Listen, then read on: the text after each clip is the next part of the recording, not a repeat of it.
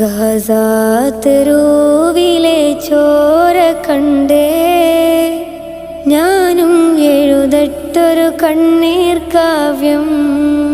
പിഞ്ചോമന മക്കളെ ചോരക്കായി ദാഹിച്ചലയുന്ന ചെന്നായ്ക്കൂട്ടം. മരിച്ചത് ഞാനല്ല, നീയാണ് മുസ്ലിമേ. ഫാസിസ തടവറയിൽ അടിമയായി നിൽപ്പോ നീ.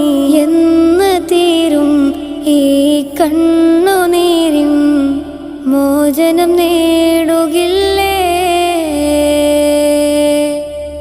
ഫലസ്തീൻ ചിരിയെന്നത് കാണാക്കിനാവല്ല, അറബിപ്പൻ വിളയുന്ന കാലം വരുന്നുണ്ട്.